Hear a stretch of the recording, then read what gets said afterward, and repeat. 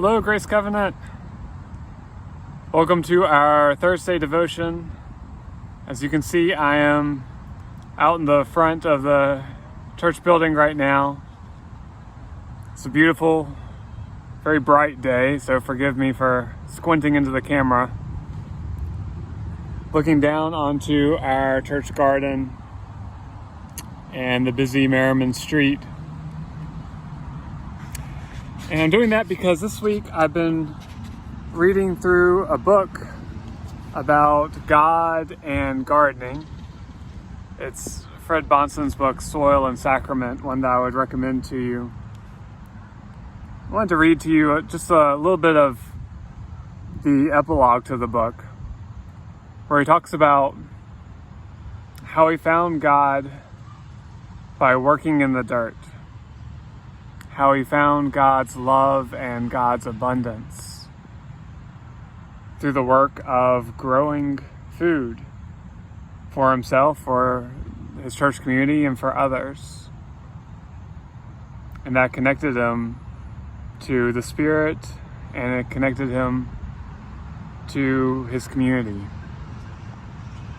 His words I find just very powerful. I wanted to share them with you today.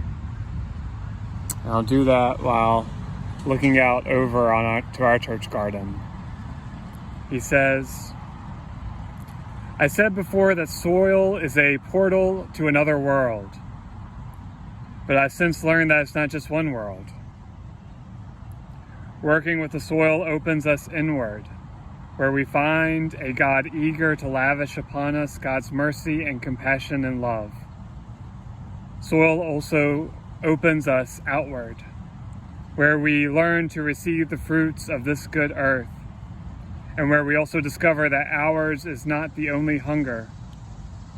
Soil work reveals the joyful messiness of human life, where we find others who need us, and whom we need in return.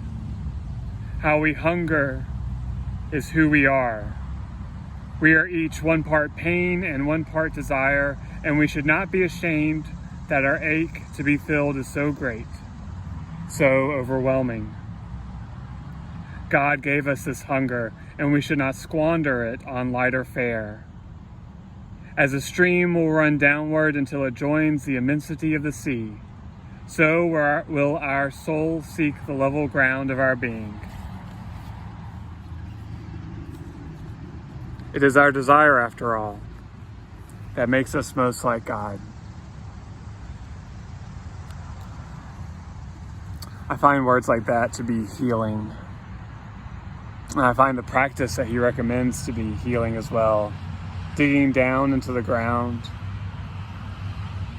or simply just being outside and feeling the warmth of the sun and the coolness of the breeze. I hope that you have found such times like that for yourself today or for this week. It's a reminder of God's love, of God's abundance, of God's care for you and for me. Blessings on this day. Amen.